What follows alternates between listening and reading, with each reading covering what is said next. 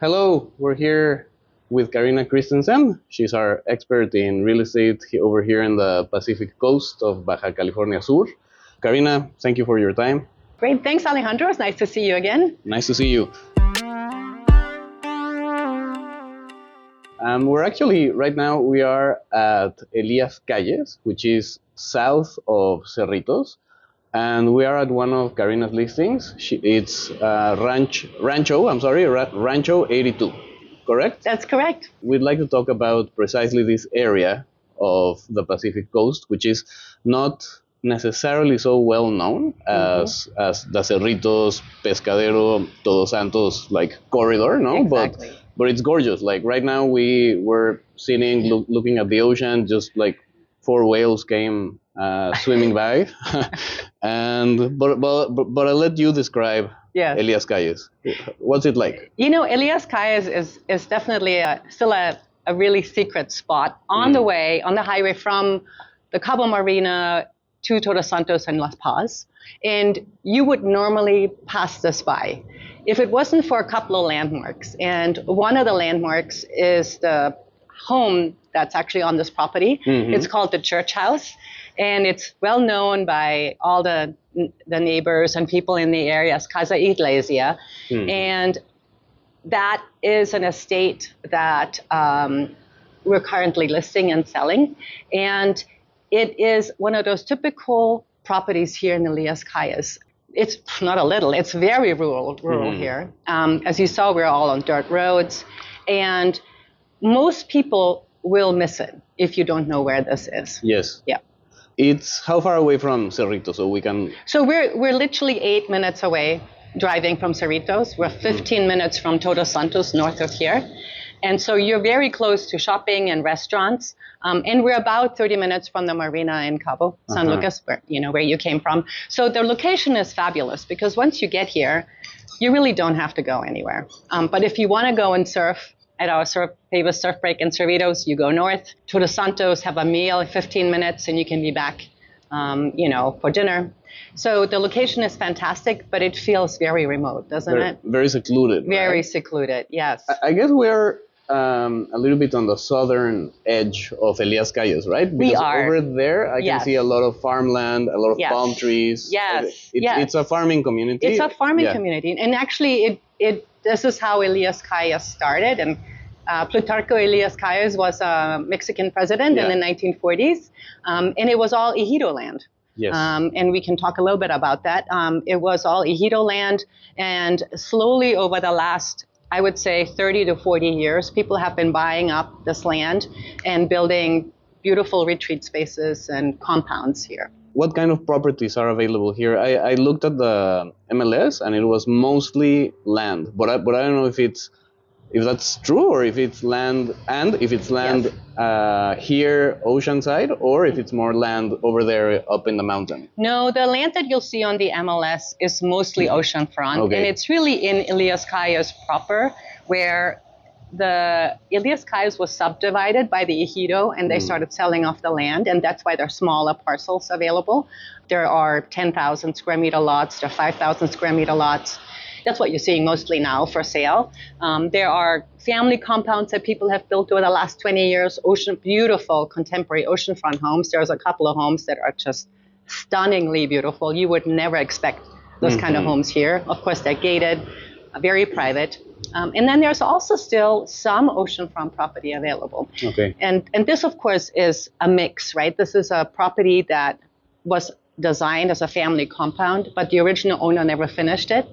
The current owner added to it and enhanced it, but also never finished it. And there's a lot of room to add more additional homes and casitas. It's in meters, it's 1 hectare, right? It's 1 hectare, 10,000 square meter, 2.4 acres. We've been using the word ejido, which I think is maybe a word that is not so familiar for people in the United States or in Canada, but like you were explaining, after the Mexican Revolution, the government, they decided to give the land to the people who were actually working it, right?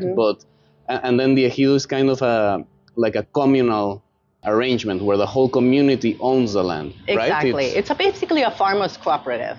Okay. So they all owned it together. They all worked it together. And this was the case until the late 90s, right? They really, they all worked and farmed the land. This land is actually it's farmable. And as you saw this summer, right now, it's incredibly lush and green. Yeah. It doesn't look like a desert. No, it doesn't look like a desert at all. It's very tropical. It's very tropical.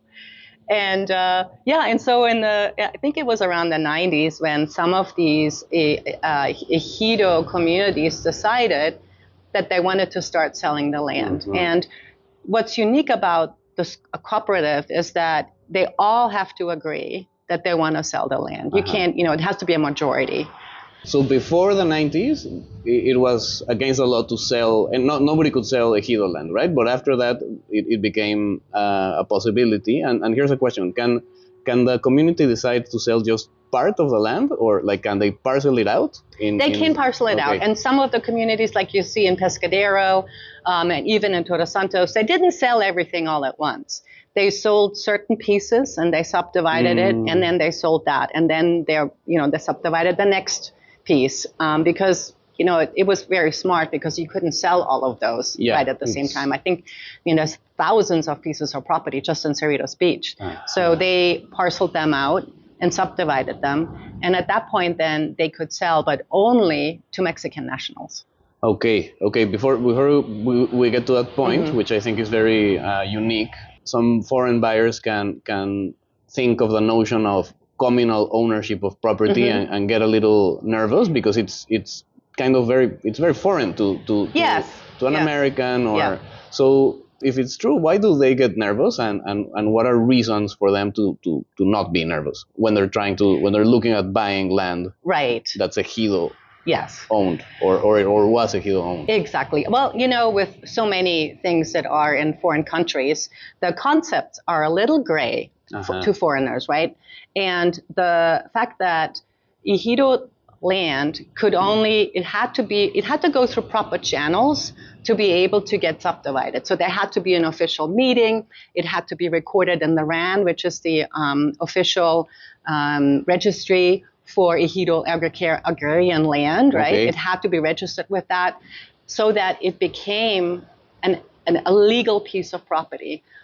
If you skip that step, or if there wasn't an official meeting, then the land might not be titled. It might not be legal. And so there are some instances where foreigners ended up buying land that wasn't titled, and then they lost it. So you hear these, this doesn't happen all the time, but there were some nightmare stories, and these stories are told over and over again. And so that's where the fear and concern comes from. Yeah, because there are deals out there to be made where someone tells you, like, this is Ejido land. They want to sell it. The community has agreed to sell it.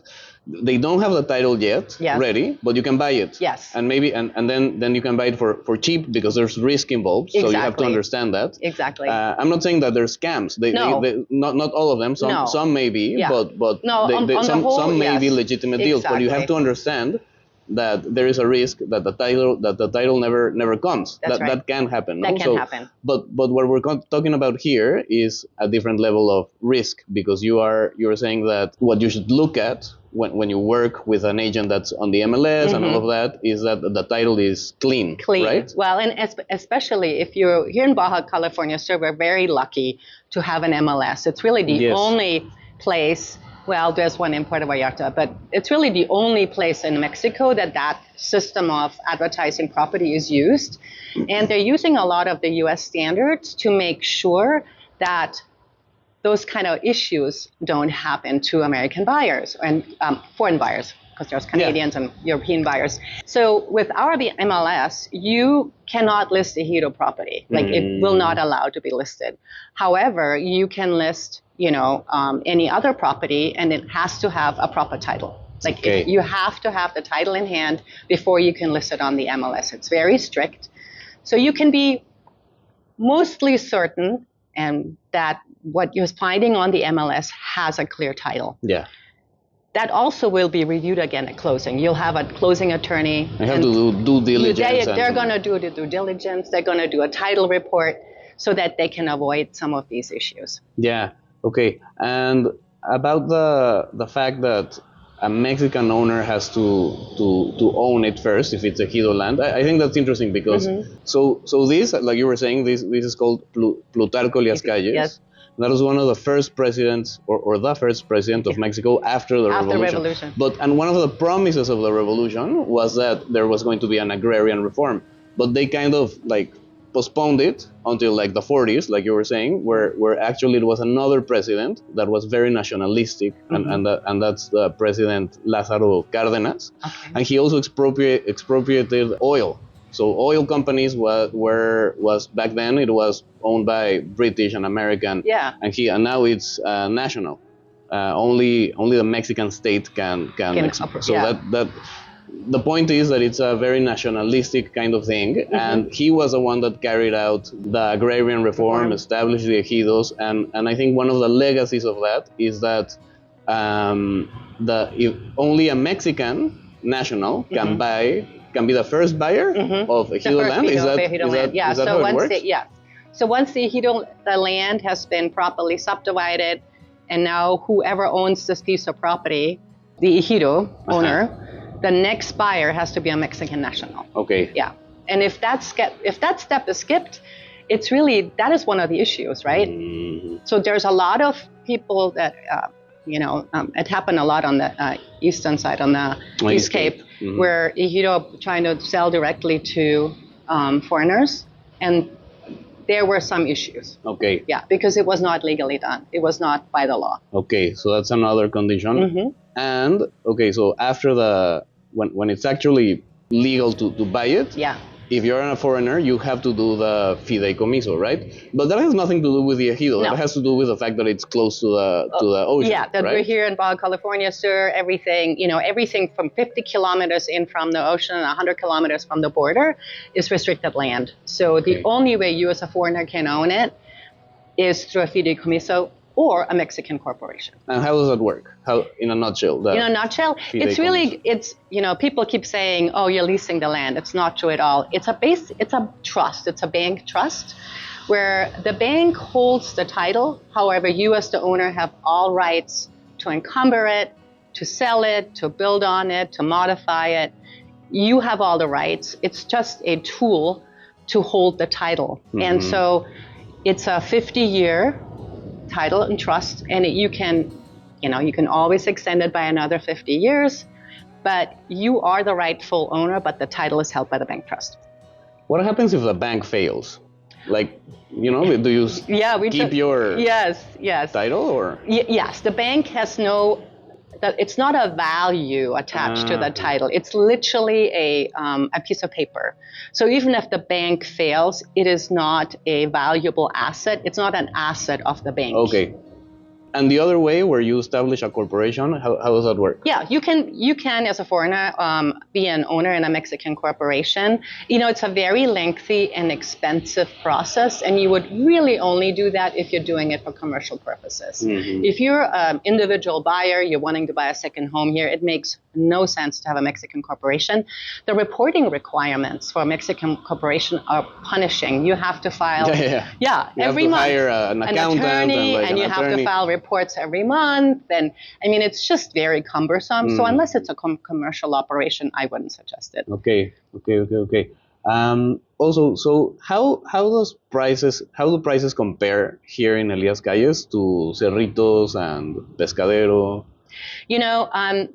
So for prices compared to north of here, Elías Calles is actually slightly less expensive, considering that the lots here tend to be bigger. Okay. Right? It's very hard anymore to find a 2.4 acre oceanfront lot in Pescadero. Then there are none in Cerritos. And if they were, they're $15 million, right? Okay. So this is a very unique, but when you compare it to, say, oceanfront property in Cabo and San Jose, it's still a lot less. And that's what people like about it. Yeah, and you don't even compare it with like California. Oh my God, you couldn't even. These are estate parcels, right? Yes. And they just don't come up anymore. I mean, they're all gone in California, and would be hundreds of millions of dollars. Yes, no, definitely. And What about infrastructure? Is Elias Calles connected to the grid or No, we're no? everything here, including Elias Calles, is off grid. Okay. You'll have solar panels, a full solar array. Like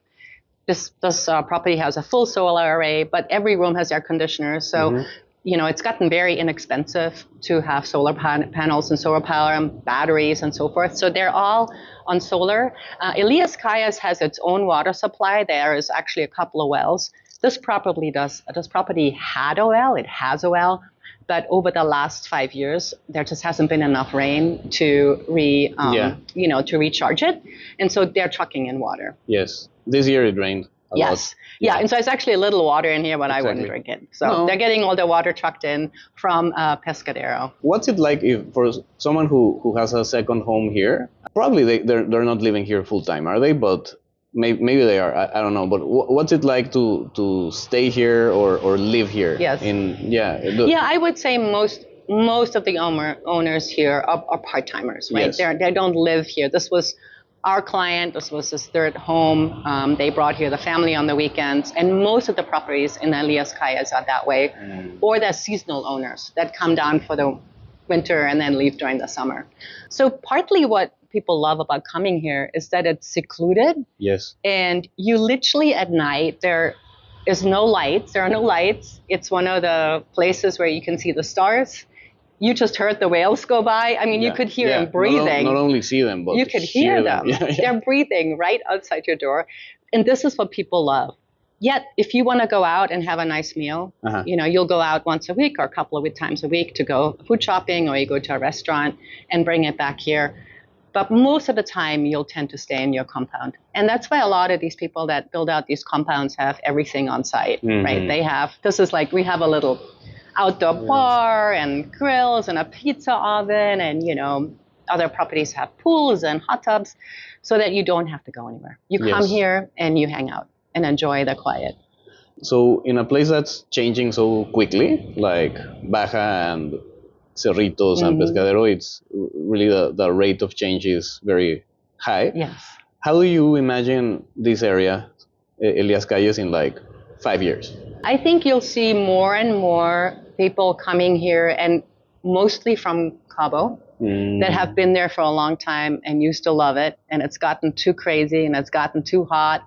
Coming here and building sort of these kind of compounds, little boutique resorts, retreats, nothing too commercial because the infrastructure just isn't here for this, right? There's just not enough infrastructure to have a large commercial operation, but small retreat centers, small family compounds, and you can see it when you go to Elias Calles itself. There's a lot of construction going on large pieces of land with very large homes.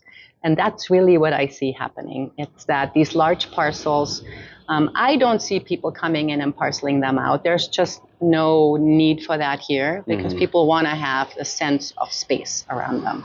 Okay. Is there anything that we missed discussing that you think is important?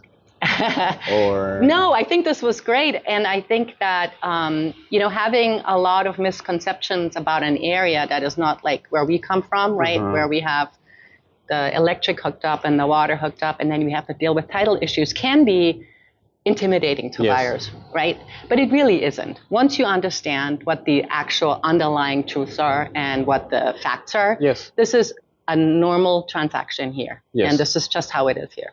So that's what I would say. Thank you, Karina, for this conversation. Thank you, Alejandro. Always nice to see you. Nice to see you too. Nice to see you all.